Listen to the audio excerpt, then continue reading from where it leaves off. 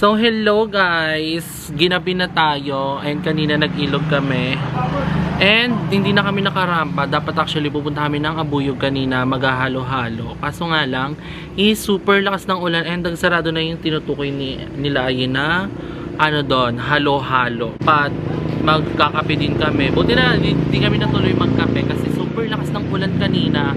Kakatigil lang din niya ngayon lang din. So tomorrow, hindi ko alam kung anong agenda namin. Pero super na-enjoy ko kanina yung ilog namin. Panoorin niyo yung sa vlog ni Ariel Gutierrez Shamalia. Ano ganap natin bukas? Wala pa, no? Ay, hindi. Sabi ni madam magdadagat daw tayo. Oo. May kotse kasi sila madam dito. Ano sila? Paldo-paldo sila dito sa Leyte. So, ano kami bukas. Magdadagat kami sa malapit muna dito. Then, hopefully talaga is mapuntahan namin yung mga pinaka-goal talaga namin na mapuntahan dito sa Leyte. At sa mga lugar pa na gusto namin. Panoodin kayo ng live namin. And thank you so much guys for the appreciation sa ating vlog kahapon. At dahil dyan, gagandahan natin ulit yung edit natin. So, ngayon, magla-live muna kami ni Aye. Dahil wala na kaming ganap. And 9 PM pa lang, sobrang aga pa. And, ayun, update ko na lang kayo kung ano pa mga ganap namin. Soft girl. Ang sarap. Guys, ah? Hello? Hello?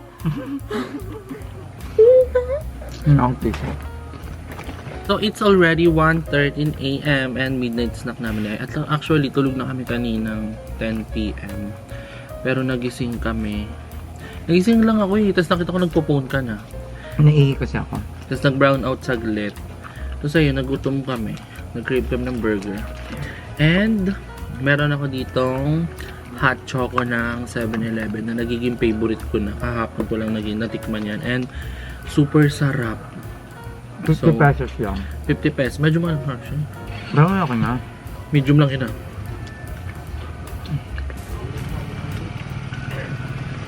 Madam Ivan ng aga natutulog na. Kanina pa siya tulog mga 8 no 9.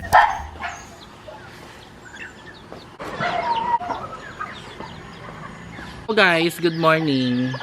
It's 6 AM right now. Actually, wala pa kaming sleep. Pero nag-live kasi kami ni Aye kanina ng almost 3 hours din. So, morning na ngayon. And sobrang sarap pakinggan ng mga tilaok. And sobrang peaceful lang dito. Actually, alam niyo naman pag province talaga, sobrang peaceful lang din. And sobrang bango ng amoy ng hangin dahil wala masyadong pollution, madaming puno, mga ibon lang naririnig natin. So, ayun. Ano lang kami dito na ayan. Tingin-tingin sa langit. Realization. Charis. So, anyway, thank you sa mga ma'am namin kanina sa nag-ano sa mga live namin. We are so happy. Ang saya din ng ng gantong umaga, no? Bakit? Lalo siguro kung pang may tulog ka, yung asing kakagising mo lang, tas ganito yung bubungad sa'yo. This is alive. Tingnan mo, na-imagine ko yung dating nila madam. Puro green yan, tapos may daanan palabas dyan. Mga native na ano yan, di ba? nalalaman kung saan mo sa kanila doon? Yung tinatanda na lang. So sa amin yan. Ganyan. May mga nanganganak dyan. Yung mga ganito native po yan, no? Yung lahat, native yan lang. Ah, native lahat. Pag native, mas malasa daw yung manok eh. Pero mas matigas. Ah, Kailangan pakuluan siya.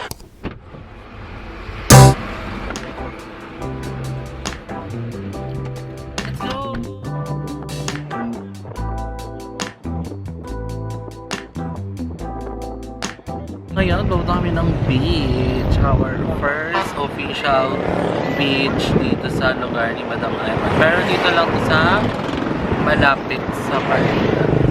Ako ang habol ko sa beach ay sunset.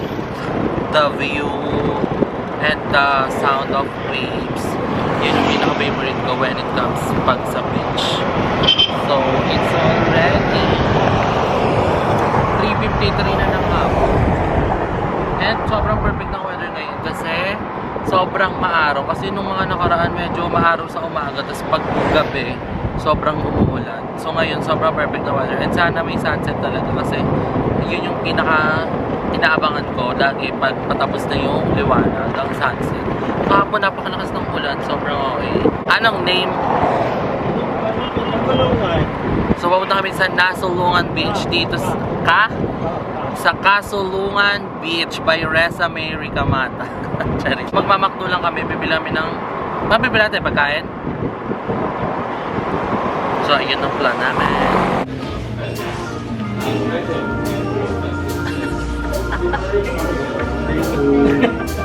Uy, mong tripod ang muna.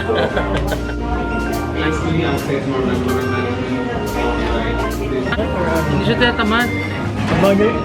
Ayun na, mabagal talaga kumilos. Pero hindi tinatamad. Kasi alam niya din gusto kong umalis. Akala ko kanina, nag-aayos pa mama, makala ko kasama sila. Kaya nga nung mamadali ko mama, kasi natin na. Here now at the beach. Super simple lang and super lapit. Parang 20 minutes away ka lang, madam. 10 minutes lang. So look, biglang kumulimlim nung papunta na kami dito. Beach. And super kumulimlim bigla. Ang ganda din ng view pala dito. Oh.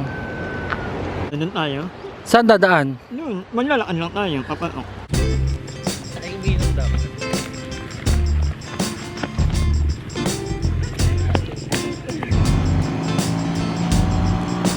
Sa isa pang spot, magkatabi lang to. Pero hindi tayo makakaligo. Kaso this one is free lang kasi. So, medyo asikaka talaga siya. Hindi naman kami nag-expect din. Gusto lang namin makarinig ng waves and ng sunset. Kaso nga lang, kumulimlim. Actually, walang araw, no? Nawala bigla kanina. Ang ganda mo, Maema. Ang ganda. Gusto mo mag-picture-picture? Para kami nasa Batanes, guys. Ano? Para tayong nasa Batanes. Tignan mo, pakita mo yun, no? Look at that view. Super nice. This is it. Nakakamiss makarinig ng waves ng dagat. Mas perfecto kung sobrang araw, yung terik yung araw, tapos sunset palubog na. Love it.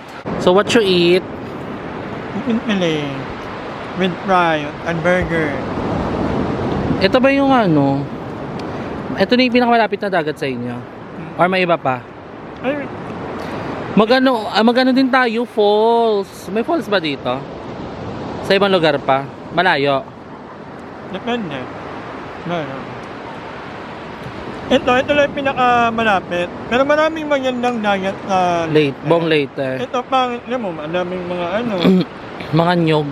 wala kang nagme-maintain ng kalinitan. Tsaka libre lang kasi. Oo, libre lang Pero, may San Pablo, may Canigaw, Kalanggaman, sobrang daming, wala to, nung na to, wala. Pero I love Habi. Baka sabihin nila, ipag-on na ng ginata ako. I love Habi. Marami talagang magagandang Hindi, pero maganda siya. Ako, okay sa akin din to. Pero hindi ka nga lang makakaligo kasi nakakatakot. Hindi yan malalim.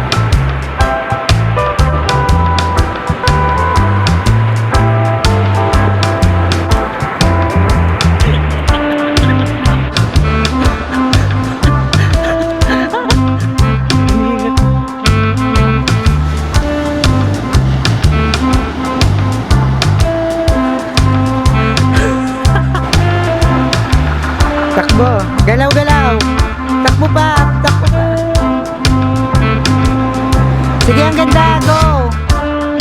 Ayan! Ayan! Wala! Ang ganda! Ano kayo, madam? Montage, nakalupog sa lupa. Yung ulo lang yung labas.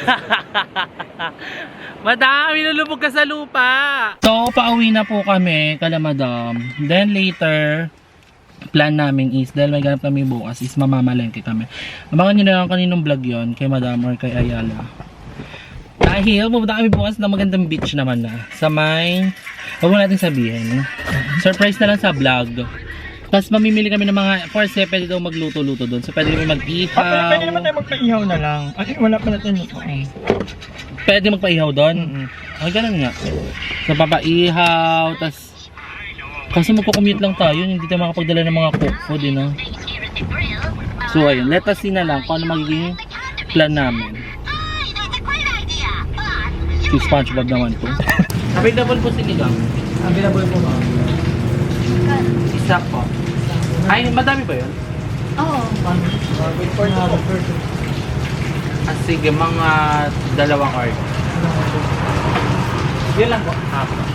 Pa-ante na po, 10 minutes. Pade, dua kasi nigang pade. Magkano itong pork chop po? 72 po. Isang pork chop. Ay, sige, isa. May kanin doon naman din. Meron. Bumili lang kami doon ng ulam ni Elaine sa Andox. Walang kamatayang Andox dahil ito lang ang savior na pwede namin maulam. Pero ang sarap, first time ko matikman yung sinigang sa Andox. And I like it kasi super maulan dito pag gabi. Napansin ko umuulan pag gabi. So may ganap kami sa susunod na araw. And hopefully, sana hindi umulan at okay yung weather. Like super, kahit sobrang init pa yan. Like kahit gaano pa yan katirik yung araw. Basta sana magka-sunset, maganda yung weather, you know. Para ma-enjoy namin yung aming tour. So abangan nyo na lang kung saan. So, ayun, kakatas lang namin kumain dalawa ni Elaine. And si Madam Ivan, tulog na siya dahil yung routine niya is nag-iba na yung sleeping routine niya. Naging pang-province na. So, mga 8 p.m., 9 p.m. inaantok na yan at matutulog. At magigising siya ng 6 a.m. 6 to 7 a.m. So, ganun na yung routine ni Madam. Kami ni Aye, pang ano pa din yung routine namin, pang Cavite. Walang nakakatibag ng routine namin ni Aye. Kasi siguro nga, nasanay na din yung katawan namin na yung tulog namin umaga. So, ayun. Tapos gising namin 2 p.m., 1 p.m. Pero, sa susunod na ganap namin, kailangan namin magka-sleep ni Aye. Dahil mas early kami aalis. And, ayun. Mapapanood nyo na lang yan sa mga vlog. Eh, no? Super ikli ng vlog natin today. Kasi dito ko na-end din yung vlog natin. So, thank you so much for watching our vlog today. Abangan nyo na lang din yung mga iba pang mga ganap namin dito. Sa vlog ni Madam Ivan, sa vlog ni Aye. And sa vlog ko. Sa vlog ko kasi mga summarize ng mga nangyayari sa ganap namin. So, ayun. And hopefully talaga, may mga pinag-iisipan pa kami mga place na kino-consider namin puntahan. Kung kaya ng budget, gano'n. So, ayun. Kasi madali lang naman gawa ng paraan. Yung food, yung transpo, yun yung mga sinesearch pa ni Madam. And inaas din ni Madam sa mama niya. Kasi yung mama ni Madam is may pagka-traveler din talaga. Like nakapunta na ng Siargao, yung Biliran, kino-consider din namin yung Biliran, yung may mapag-i-stayan kami doon. Tapos San Pablo.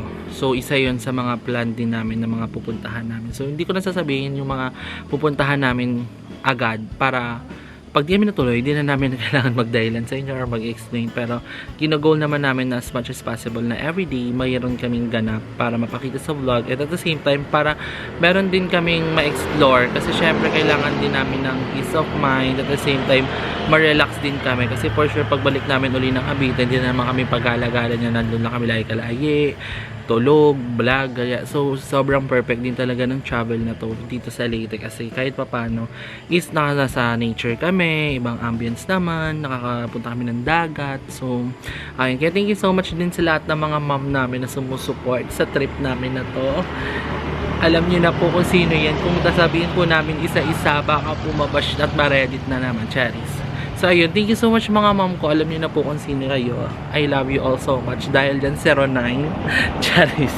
So anyway guys, abangan nyo lang yung mga vlog namin. Thank you so much for watching this video. And I hope that enjoy nyo din yung vlog natin today. So thank you din sa pag-appreciate nung last vlog natin. So everyday pa natin gagalingan. Dahil dyan tuloy-tuloy na to. So anyway, dito ko na i-end yung vlog ko guys. Thank you all so much. I love you all. See you on my next one.